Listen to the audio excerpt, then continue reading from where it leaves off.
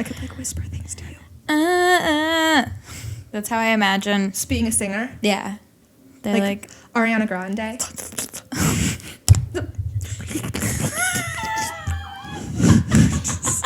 Did you like that right in your ears? No. It sounds like some sort of like a horror movie sound.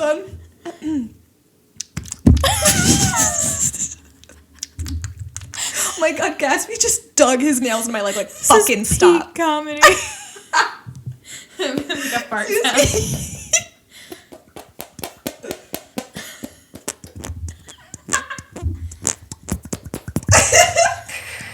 His face, he's like...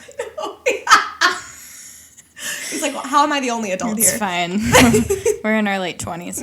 All right, let's do our intro. Okay. All right.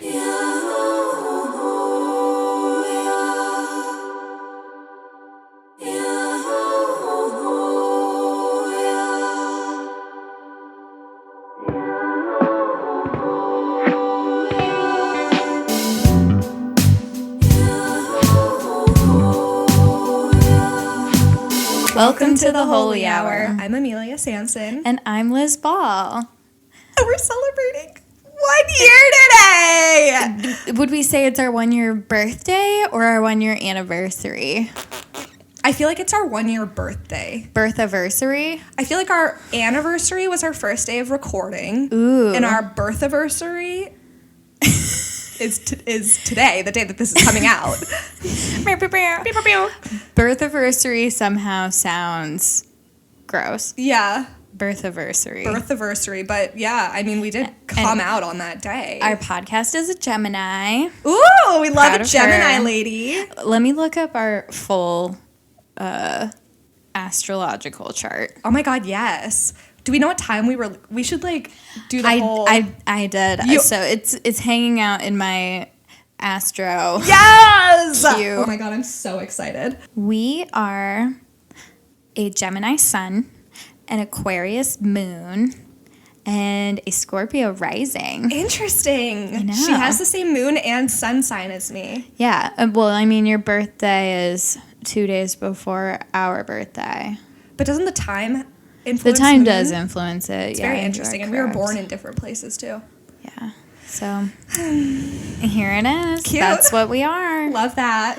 With Scorpio rising, I'm interested to hear. That's spicy. I Yeah. mean, I think that the Gemini sun, Aquarius moon makes a lot of sense. I love this fire energy for us. Yes. Scorpio rising, what a spicy placement. Explains that we also like to have a lot of depth Ooh. presenting, Yes. you know. And some other placements, if anyone cares. We got Mercury in Cancer. Nice. So a lot of feels with communication, which is on brand. Yep.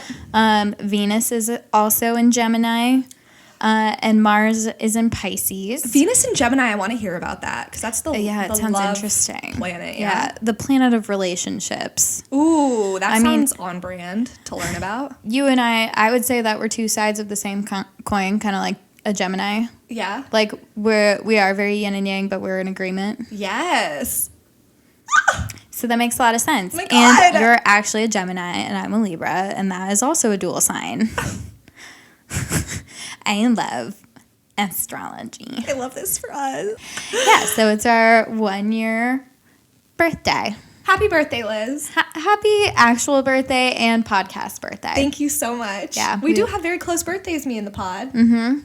Mine is tomorrow. Well, I mean, it was on Tuesday when this is coming out because this is coming out Thursday, which is the podcast's birthday. Mm-hmm. And I am so excited. I can't believe it's been a year. It's unreal. Like, It flew by, but it also feels like we've always been doing this. I know, that's so true. Isn't that such a weird experience? Like, I can't imagine not doing this.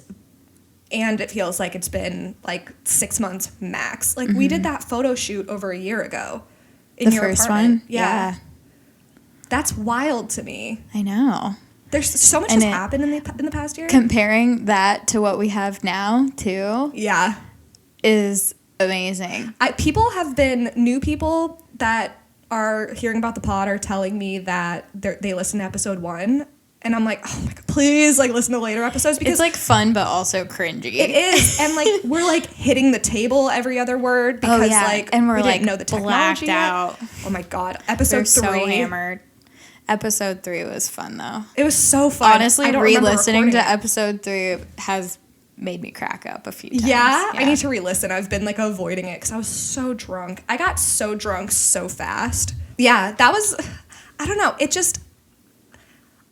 It's weird to think about because I feel like when people start podcasts or like anything like this, it's like you're unsure of how long it's going to go for. Like, let's try this. Mm-hmm. But I always knew that it was going to be like a long-term thing. Yeah. I always felt that way too. Which is a weird thing. And I think what made it easier too is we both had kind of like this intuition. Yeah. We're like, huh.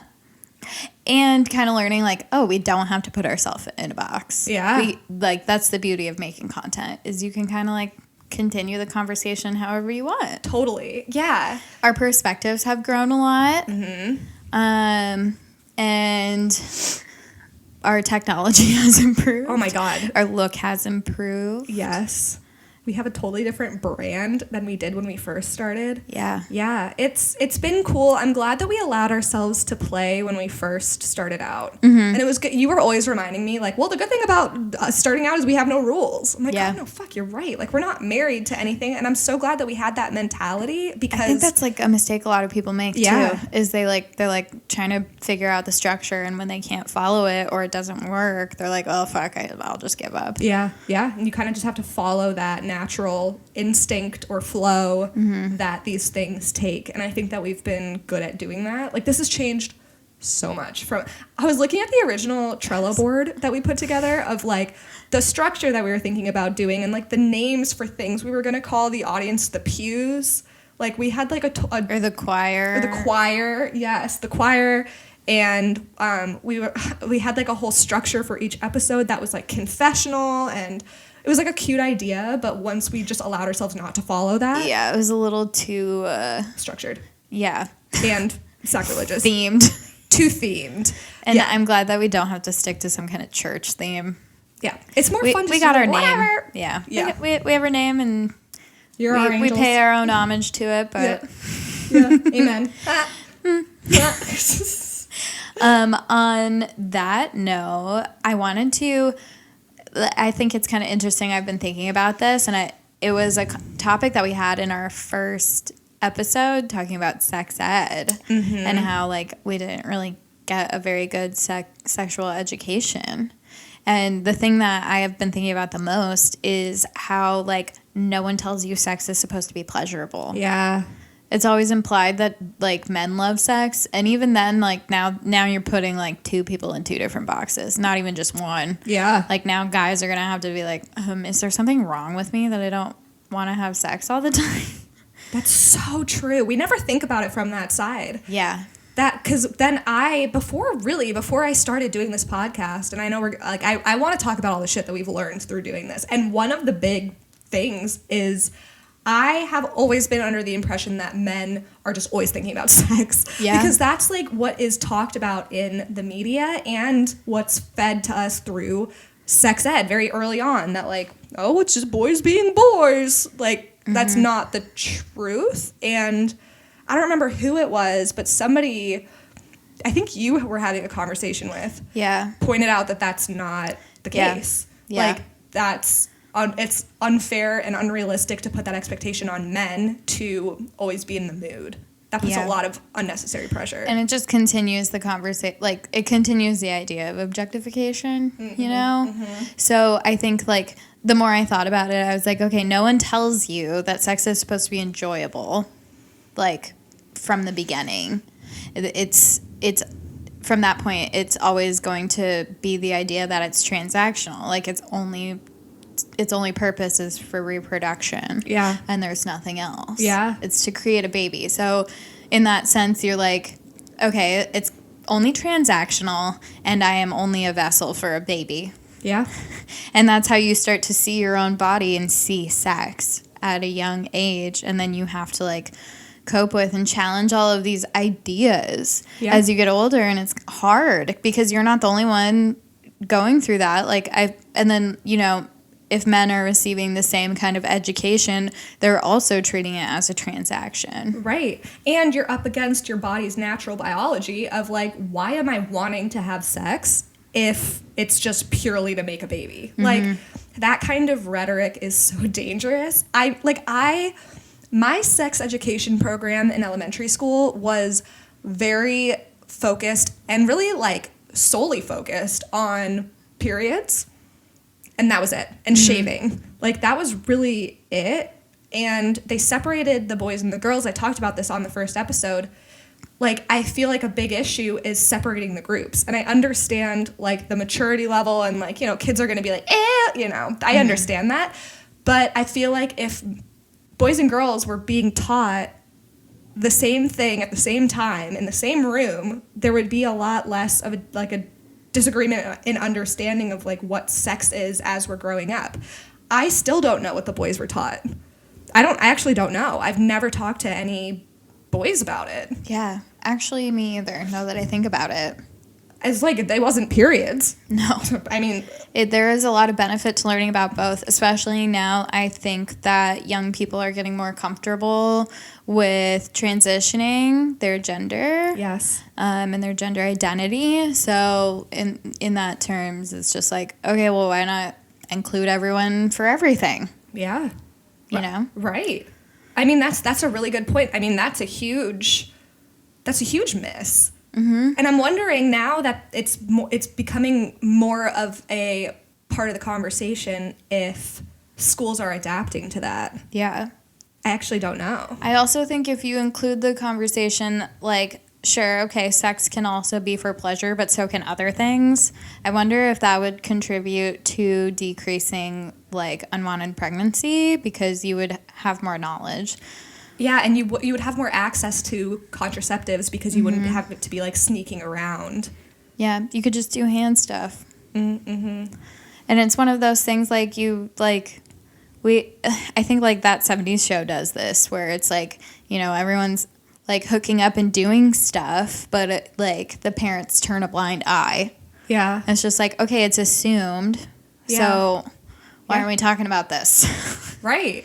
And, like, the trying to, like, hold people back from their natural instincts or just exploring things makes them always want to do it more.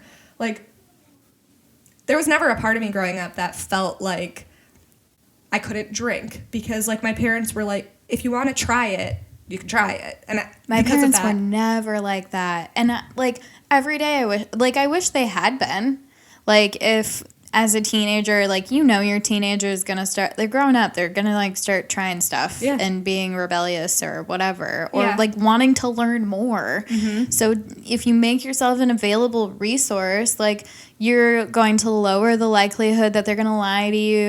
And, like, if they need help, they know they can come to you. Like, you know, you'll know that, like, your kid's not getting in the car with some drunk driver. Yes. Or whatever. It took away a lot of the excitement of just being like, oh, I can do this, although I don't really want to fucking do it. Because I think a lot of my friends growing up were experimenting with drugs and alcohol because there was this, like, whole, like, no, you can't. And it made them want to try it and rebel against that. My parents were always like, yeah, like, I mean, if you want to, like, try my beer or, like, you want to, like, do you want a glass of wine at dinner? It just kind of took the excitement out of it. This tastes bad. Yeah. And I was like, I don't really fucking care. Like, I don't care. But also, if you try it under those circumstances, like, my first time drinking, I took, like, 6 shots. Holy shit. Yeah. I was, like, 110 pounds. I was a teeny tiny teenager, you know? Yeah. And I was puking my brains out. I bet. I was so sick. And, like, if my parents had talked to me about it, or I don't know, like, no one talks to you about drinking. My mom was like, no one was doing shots. She's from the Midwest. And was in college in the 80s. Like, she's like, well, yeah, we'd just go to a kegger. Like, people weren't doing shots or, like, drinking mixed drinks there. Yeah. They were just drinking beer. And that's very Midwestern, yep. I would say. 100%. Yeah. So, like, they weren't really, like, expecting that's what we were going to go be doing. But then at the same time, it's like, okay, you raised us in Las Vegas. Like, yeah, what do you think we're going to be exposed to? That's such a good point. Yeah. It's so readily available. Yeah. I'm like, When we drive past the big sign that says Gentlemen's Club, like, how are you going to plan explaining that to me? Right. Just like basic things that my sweet Catholic Midwestern parents hadn't considered ever. And that makes sense to not have the exposure to it themselves. Like, they wouldn't know that that's what they needed to talk to you about. Yeah. But sex is one of those things that everybody has exposure to all the time. So it's interesting to see how I've realized when people have access to openly talk about it, ask questions, they're not really be this whole, like, hush-hush, like, don't even think about boys.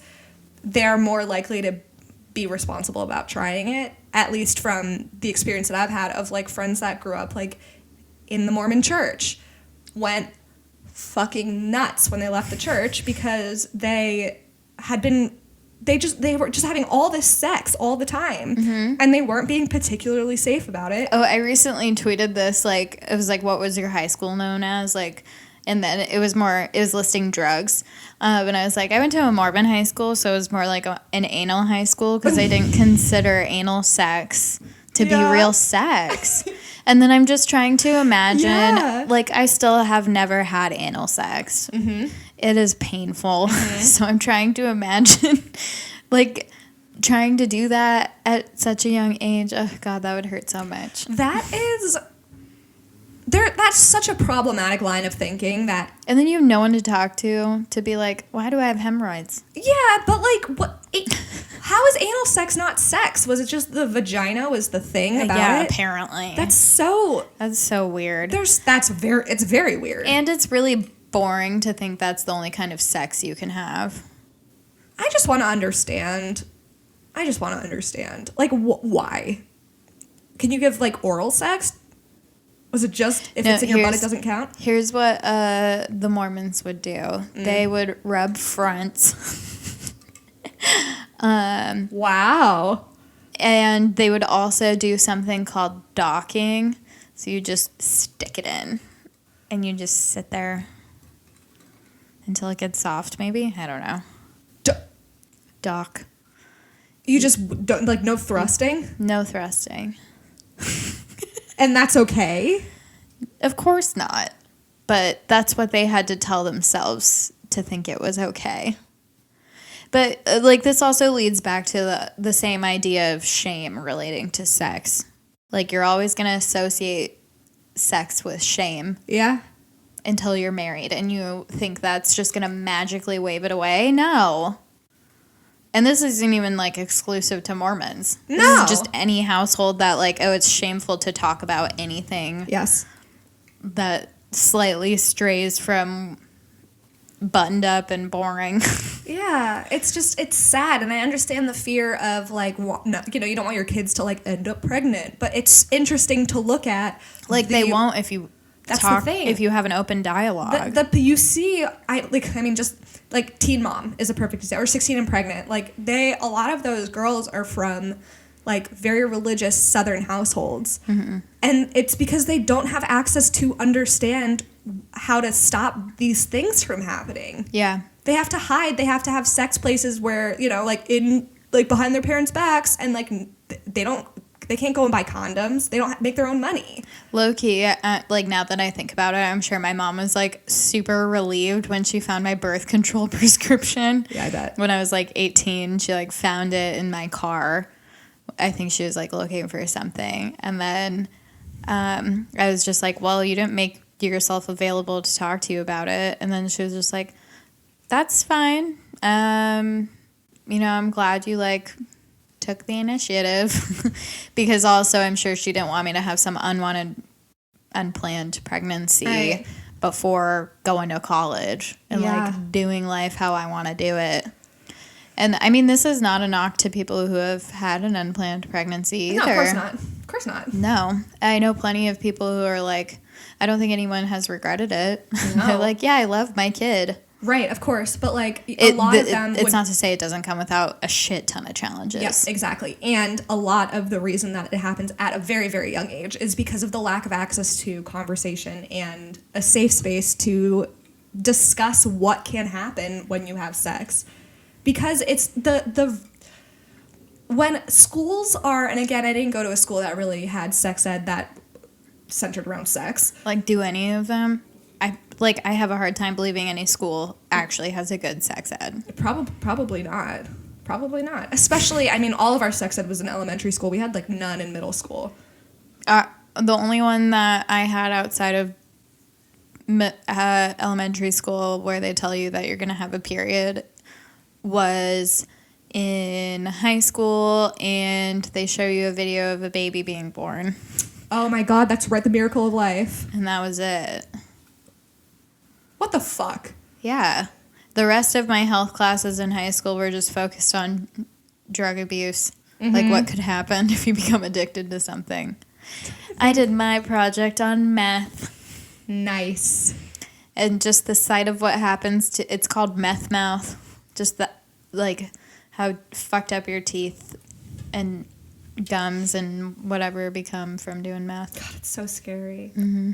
I'm gonna just plug myself here. Won the DARE contest in middle school. Wow. I wrote an essay. What was your essay about? It was about how we are a lake. Our bodies are a lake, and when you do drugs, it's like polluting the lake. Wow. I know, it was deep, and I read it in front of the whole school. The guy who won ours, because I remember, I actually am having flashbacks to, like, writing this DARE essay, and my parents were like, okay, well, we don't know anyone who does drugs, but, and even if they did, they would never tell me about it. Are you kidding me? Right. They were like, we're not going to tell you that our family members have done drugs. That's embarrassing and shameful. So I can't remember what they wrote about. I think they made me write about, like, drinking beer or something.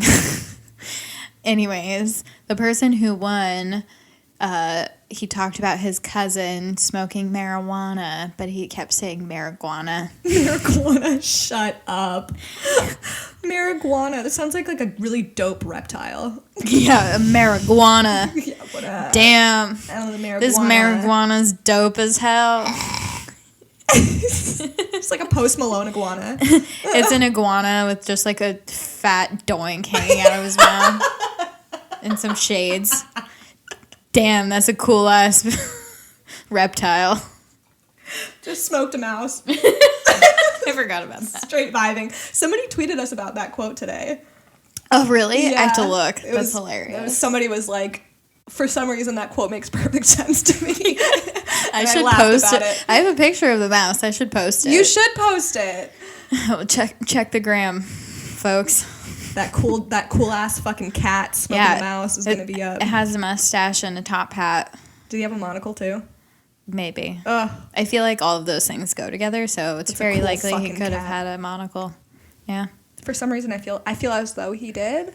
The mouse looked way too thrilled to be being smoked. Mm-hmm. You know? Interesting choice by the artist. 100%. I have some questions. I would like to pull that apart like an English essay.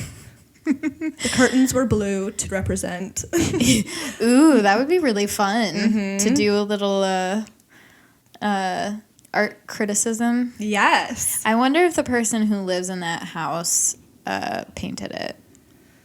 Or if they commissioned it. Can you imagine if that existed on the side of your house and you moved in? That would be so fucking cool. I mean, some people might hate it. Everything in this person's yard, I specifically hate. Like, it makes me uncomfortable in some way. Oh, no. They have a really weird sculpture. Oh, yikes. I don't know. They're like weird, like art people.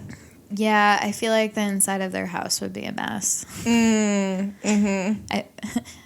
To go on a different rant, I hate walking by someone's apartment.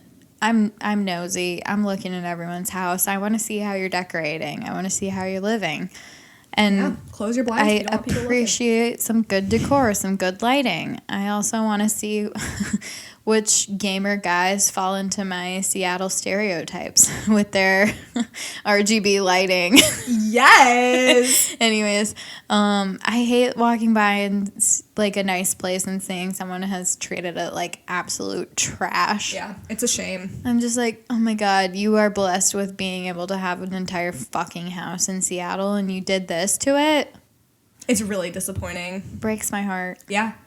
Yeah, there are some townhouses down there. Have you seen those? Like, I think there's so. showrooms right now. Oh, yeah. They're so fucking beautiful, but I always see really nice, pristine townhouses like that in Seattle, just decorated the ugliest. Yeah. Like, they try to be, like, all, like, Art Deco about it and, like, cool shapes and, like, and it's just, like, awful. There's just get it decided. There's very basic decorating rules. Yeah. And if you're going to pay that much for a townhouse... I'm also sure someone could come in here and hate everything I've done. Well, no, but, like, this is cozy. I feel like people try to make their houses look super artistic, and it's just, like, sterile and weird. It's like the Kardashian West house. Have you seen their house? Oh, yeah, it looks like a mausoleum. Ugh. Yeah. So we got an email from a listener, and we thought it would be a really interesting conversation to have. Something that we've kind of talked about in the past, but... it was interesting to get it in this form, so I will read it. I just found your podcast and have been binging it. I'm the only girl at my work, and the rest are guys. They are so weirded out by how much giggling I'm doing, but it makes work the best. Anyways, here's my story. After 3 years of being together, my boyfriend and I decided to move in together. My parents, who are Catholic, like too Catholic, are not happy about this. I have not opened to them about my sex life, and they don't know that I've even had sex. When characters on TV have sex, my mom loses it and usually tries to change what we are watching. I have been living with him for half a year now. They have never come to visit, even though it's only an hour away, and they really think that we're just roommates. I haven't corrected them, so when my mom asks if I sleep in a separate room, I say sure. They refer to us as roommates and often ask me how my roommate is, referring to my boyfriend. I don't feel like rocking the boat with them, but how do they not know? On the other hand, my boyfriend's mom doesn't like the term girlfriend because she thinks it's demeaning. Instead, his mom refers to me as his female friend or lady companion, which makes me sound like his mistress and not his significant other. Now that we have moved in together, she asked if this redefines our relationship, and I told her it makes us roommates. So now we have both sets of parents referring to us as roommates. Would love to get your thoughts on my situation. Love you guys. If you ever come to Arkansas, seltzers on me. Hell yeah. Holding you to that. We are coming to Arkansas only for you. Yeah. I'm buying my plane ticket right now. But this is such an interesting email. I definitely can relate to having like a religious family, but I think maybe the difference is my mom's kind of like a little more understanding. Yeah. Your parents definitely know. They fully know that you're not just roommates. Yeah, they're just trying to they're not trying to accept it. But they know. I think it's just like they want to live in their little bubble of like, no, they're just roommates. Like, la, la, la, la, la, la, like plugging their ears and not really hearing it, but they know. And I definitely know, I have some friends with parents like that as well who are like, want to play like dumb because they just don't want to. You know, they love you and they're always going to love you, but they also are subscribing to these very old, out-of-date social rules because of their religion. Yeah. Yeah. And that just doesn't work anymore. But I mean, like, I don't know, when you're raised super religious, you have all these rules that you have to follow. And maybe that's why it's easier for them to think about, like, well, we love our daughter and we know she's a good person. So let's just tell ourselves a different narrative. Yep. But I also can't even imagine what you're going through trying to navigate that of like, are my parents dumb? Like, would they be upset if I just told them the truth? And I feel like I don't really have a place in giving advice on this because I was blessed with parents that I could talk to about things. But from where I'm standing, I feel like a Band-Aid. They're always going to love you. Mm-hmm. Who honestly, and again, it's so easy to say from the outside, but like, who cares if they know? You sound old enough to be making these decisions for yourself. Like, low-key, it seems like they know. And they do know. They totally know. They know, but they want to tell themselves a different story. Yep. Or change your story to fit whatever they're going to tell their friends or whatever. Right, and they can still do that. But if you're just like, listen, nah, we're together. I've been lying to you because you've been writing this story yourself in your head, and I haven't wanted to rock the boat, then they'll probably be bummed for like a sec. Again, I don't know your parents, so like this is... It's hard to give advice on how to approach parents about something like this because you really never know how it's going to go. Right. Like... if you do just outwardly tell them, there is a possibility, like, you won't speak to your parents for a while. Mm-hmm. I've heard of something like that happening for plenty of people. The good news about that, though, is that it's on them to get over it. Because you're not going to change your behavior because it makes them uncomfortable. And they are adults, and they know that. And, like, this is not the last time that this is going to happen, you know? Like, if you and your boyfriend don't work out, which I'm not saying that's not, but just, like, as general advice to anybody that's listening that's going through this, like, if you break up with your significant other, you're probably going to have to go through this again with your parents. Like, they have to accept that you're growing up and that you are making decisions for yourself.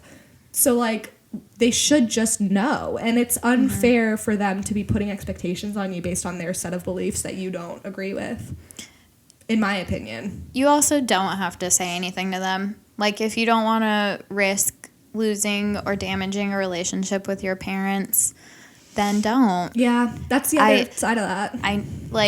If everyone is okay with just believing this this narrative that isn't the truth until you get married or whatever, then do it, I guess. But I will say some actual other, like, helpful thoughts might be from the alternate, like, just from different perspectives of, sure, maybe, like, your parents would prefer to not accept the idea that you are living with your significant other until you're engaged or until you're married. And even then, I've had friends who have told their partner, like, oh, I don't want to live with you until we're engaged or until we're married. And then talking to them now, they've regretted making that decision because they wanted more real world experience together instead of kind of like jumping the gun and rushing into, not rushing into marriage, but just kind of rushing the process, if that makes sense. Like, none of them regret that they're with their partner, but they wish that they had approached the circumstance differently. So I totally relate to that. Like, I completely understand. I used to feel the same way. I was like, I don't want to live with someone until we're engaged because I just, like, simply did not. I wanted them to prove to me they wanted to be with me. But that doesn't necessarily mean that's how it's going to work out for us or on their end. And when it comes to your boyfriend's mom calling you these other things, like, there are other terms she could call you, like, and if that really bothers you, I think, like, your boyfriend should also help you drive home, like, what you do want to be called. 100% needs to be a partnership. Like, I understand the girlfriend thing. I don't think being called a girlfriend is demeaning, but I do feel like the older I get, the more I feel like there's something childish to it. I agree. Because you're like, okay, I was someone's girlfriend when I was 14, and that wasn't a thing. That's so true. It does get weird to say boyfriend when you get older. Yeah, because he's like a little bit more than, like, it's more than just a boyfriend now or a girlfriend. Mm-hmm. So sometimes I go with partner or significant other. Mm-hmm. And, if your boyfriend's family is homophobic, they might feel like that's uncomfortable. Yep. I feel like there's an interesting thing that happens when people get older and they grow up a lot. They revert back to old behaviors that they would have as children with their parents, like trying to keep things from them. Oh my God, I've totally been there. And like, honestly, I don't think I would have gotten to a normal place without having my therapist, because, like, as I'm growing and changing, my parents are having a hard time accepting it. They're having a hard time accepting, like, oh, my daughter is almost 30, and when I was her age, I was doing all this other shit, too, that made me an adult. So they're just used to seeing you. I'm sure the last time you lived with your parents, you were much younger, and that's how they're used to seeing you, and it's that age. It's not your responsibility to protect your parents from you growing up. Like, that really doesn't do anybody any good. At the end of the day, it doesn't do them any good, because one day you're going to be getting engaged and making babies, and they're going to have to then, I mean, if that's what you want to do, and this is just to anyone, as you as you go on with your life and your relationship, they're going to have to assimilate to the decisions that you're making eventually. So, like, they have to accept sometime that you are growing up. Yeah. Doesn't really matter when it is. If you choose to confront your parents, though, I would definitely recommend making sure you have a good support system in place, because like if they don't react in a way that is positive or helpful or beneficial to anyone, especially you, it's going to be really fucking hard. At the end of the day, you're not going to stop growing up. And like, if you think about them going to like a therapist and being like, oh, my daughter, like living with her boyfriend, like the therapist is going to be like, this is what you raised her to do, is to make decisions for herself and be out on her own. Like, why does this bug you? And if the reason is religion and it's not your religion that you practice, then that's not a fair reason to push you out of their lives because you're making decisions for yourself. Yeah, back to your parents, your boyfriend's parents, or mom specifically, not calling you a girlfriend. Lady friend.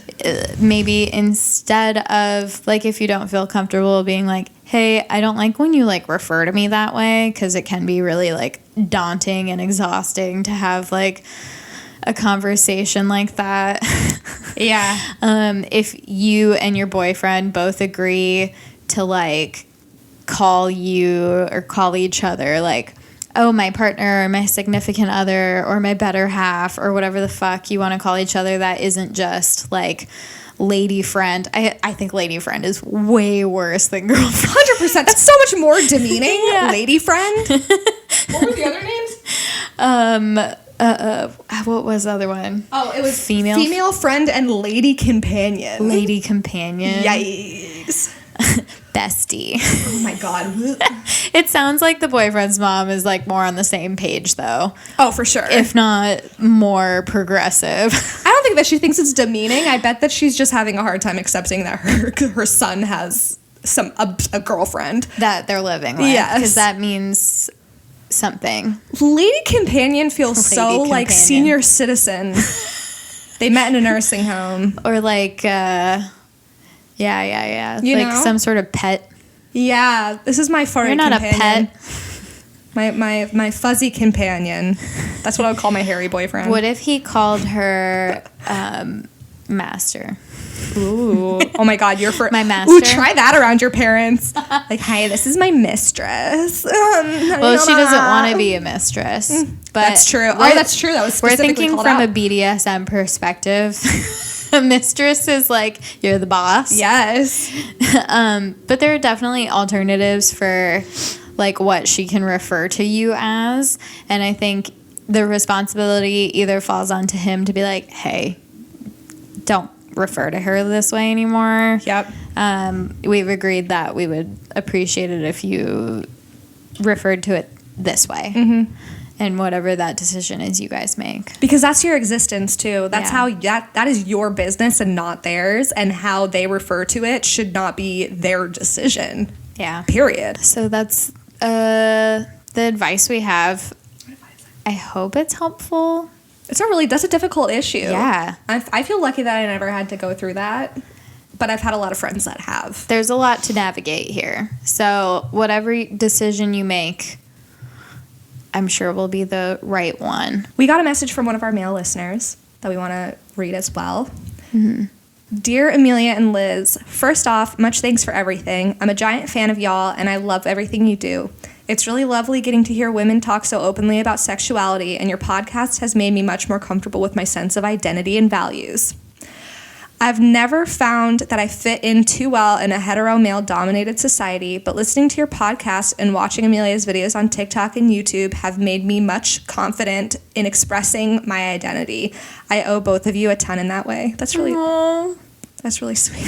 The first time I read that, I cried. Aww. Even Grandpa's moved. Really feeling. That's the first time he's talked. I wanted to send an email with a question about sexuality. To preface, I'm a bisexual 24-year-old male who is inexperienced with sex and relationships. I have suffered from pretty severe social anxiety and OCD in the past, which has made me have issues with talking to women. That being said, I think as I've matured, I've become much more confident talking to women and making friends. I've become much more extroverted and happy, but the pandemic has definitely put a hamper on dating. My question is this. How would y'all feel having an older partner, mid-20s, who hasn't had sex or been in a relationship before? I want to start dating, but I also don't really know where to start. I feel like I've missed several years of personal development in terms of dating, and I'm a little worried in this way. What do y'all think? Thanks again for everything. This was an amazing email. Yeah. It's a good question. It's a fantastic question.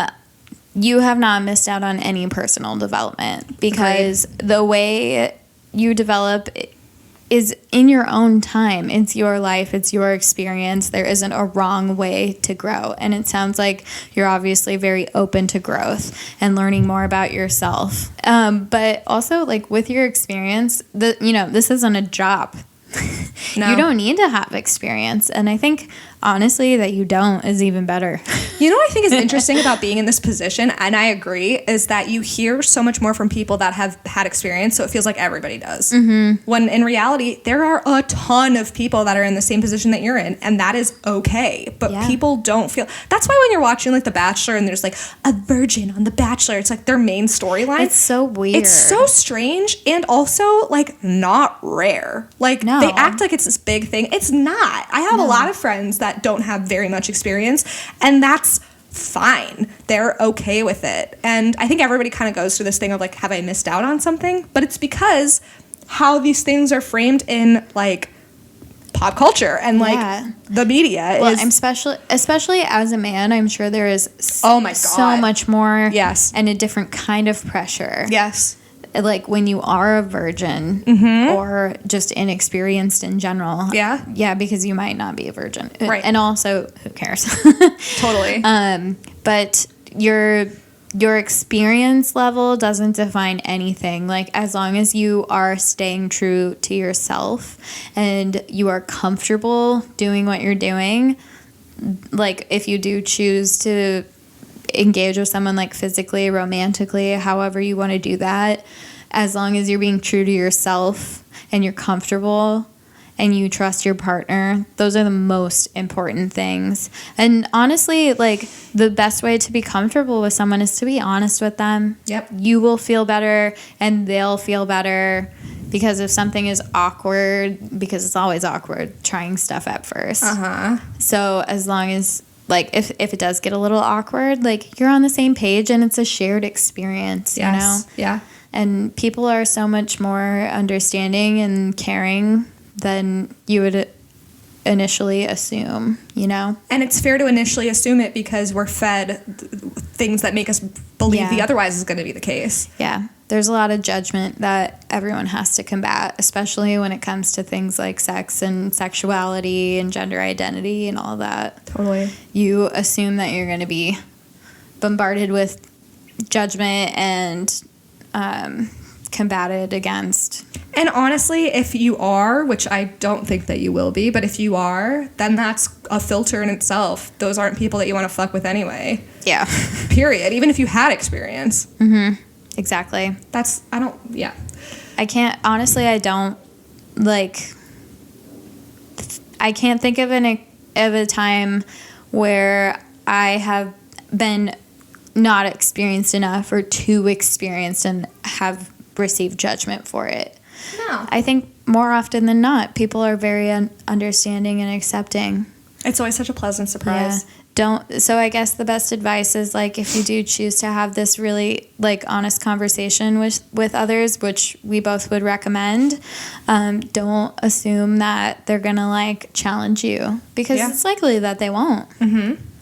And you could also even give them the option of, like, if that makes you uncomfortable, I totally understand. Yes. Yeah.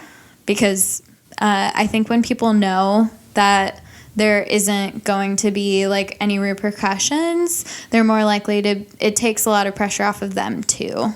And that's just, like, kind of speaking from my own experience, where I've been like, you know, I've thought about this and, like, this doesn't bother me and it doesn't change how I feel about you. Mm-hmm. That takes a lot of pressure off of them, and then they can fully engage with me. Yes. In whatever circumstance. Totally. Like, setting the stage for, like, the vibe that you're giving off, that has a lot of effect on how good communicators will react. Yeah. And respond. Yeah.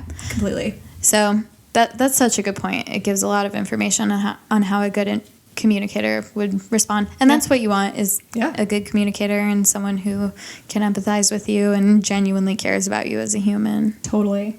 So that's a great question. Yeah, it really is. I guarantee there are so many people listening that have the same question, that are afraid to ask or have always wondered and don't really know how to ask, you know? Yeah.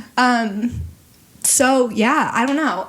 I hope that this helped, A, and B, that if you feel comfortable with it, reaching back out to us after you listen. Yeah, letting us know how conversations go. And same with the last question that we answered too. If you feel comfortable with it, we would love an update. Yeah, we would love an update. Yeah. I don't know. We're invested now.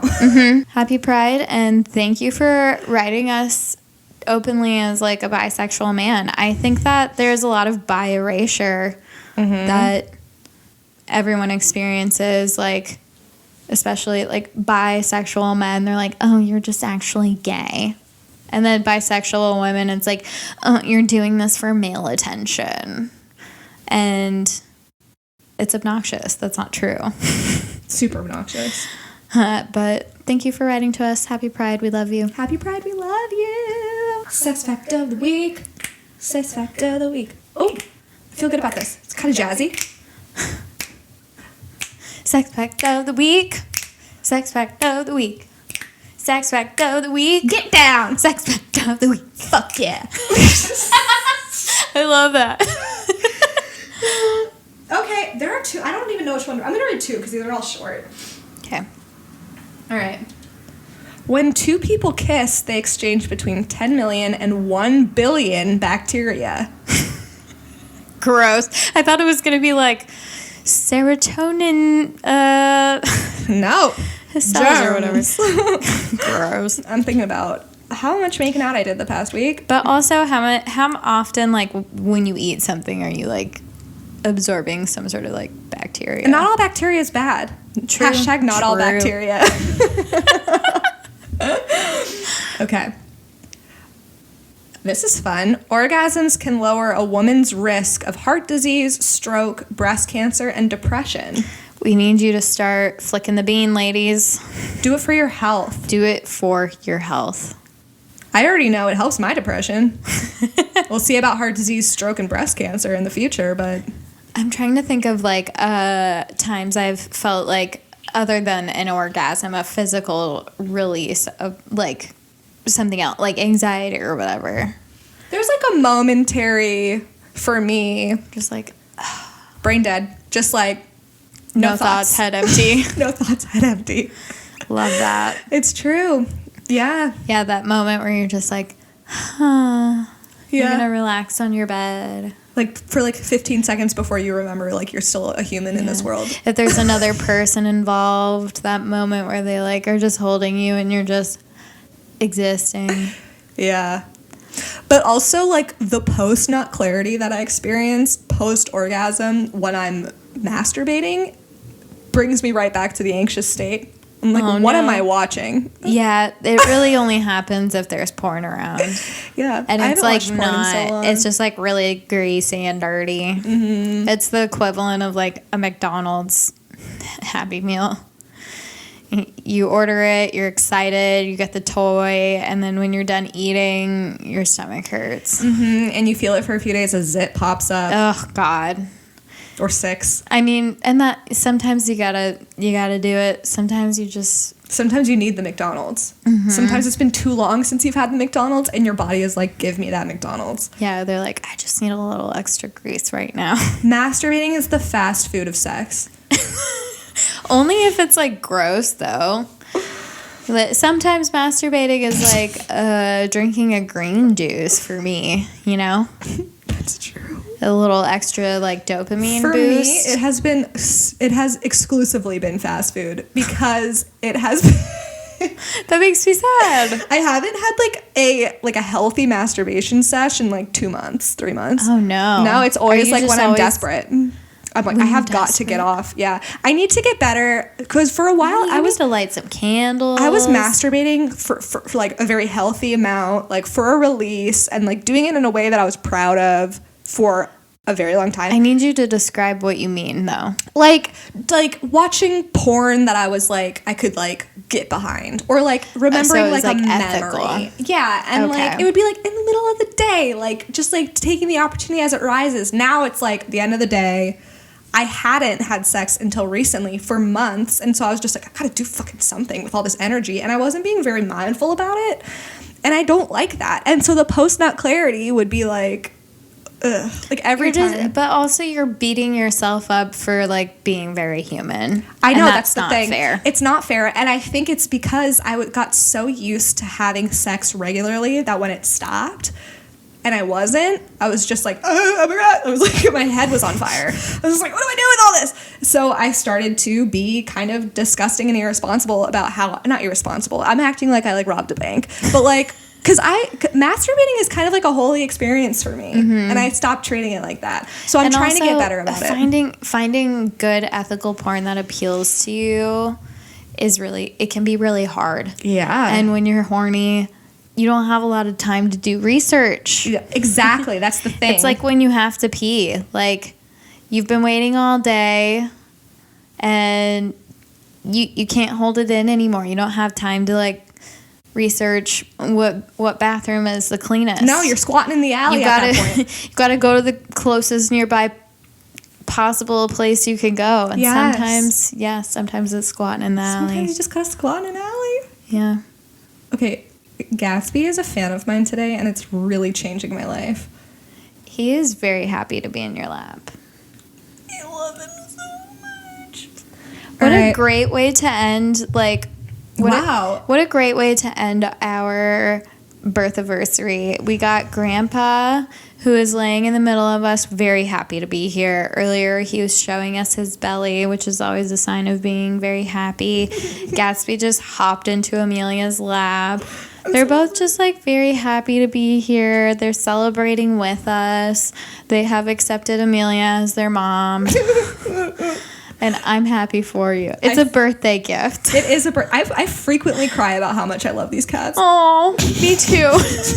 Well, it makes sense that you do. It's like weird that I do. Oh my God, he's licking me. Oh my God. This is the best day ever. He's grooming you. He's like, oh God, you guys are being loud. No, yeah, he just like stopped. Just like looked off into the distance. He only does a couple as a kiss.